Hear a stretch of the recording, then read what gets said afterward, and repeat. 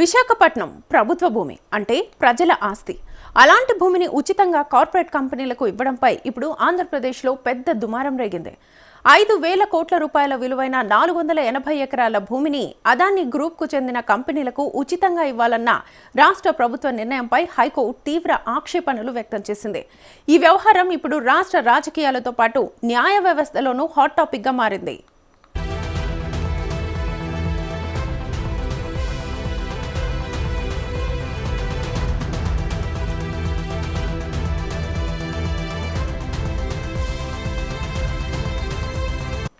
విశాఖ జిల్లాలోని అడవివరం, ముడసరిలోవ ప్రాంతాల్లో ఏర్పాటు చేయనున్న భారీ డేటా సెంటర్ ప్రాజెక్టు కోసం ఈ భూమిని కేటాయించాలని ప్రభుత్వం నిర్ణయించింది.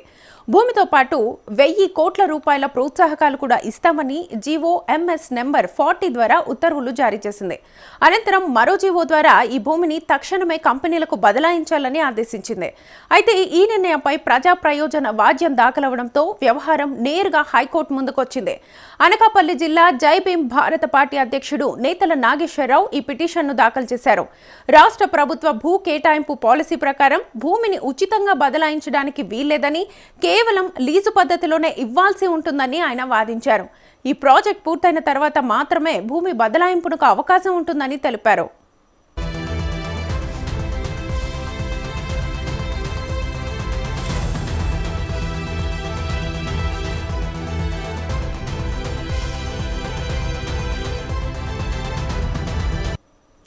పిటిషనర్ తరఫున సీనియర్ న్యాయవాది జడా శ్రవణ్ కుమార్ వాదనలు వినిపించారు. ఒక్కసారి సేల్ డీడ్ రాసి ఇస్తే ప్రభుత్వం భూమిపై తన పూర్తి హక్కులను కోల్పోతుంది.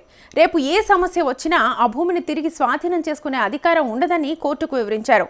చట్టం కేవలం అగ్రిమెంట్ ఆఫ్ సేల్ కు మాత్రమే అనుమతి ఇస్తుంటే సేల్ డీడ్ ఎలా రాస్తారని ప్రశ్నించారు. ఈ కేసును ప్రధాన న్యాయమూర్తి జస్టిస్ ధీరసింగ్ ఠాకూర్, జస్టిస్ చల్లా గుణరంజన్తో కూడిన ధర్మాసనం విచారించింది.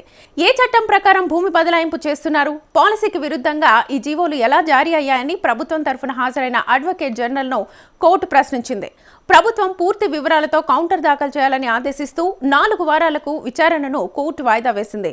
ఇప్పుడు ఈ కేసు ఫలితం ప్రభుత్వ భూ కేటాయింపుల విధానానికే పరీక్షగా మారింది.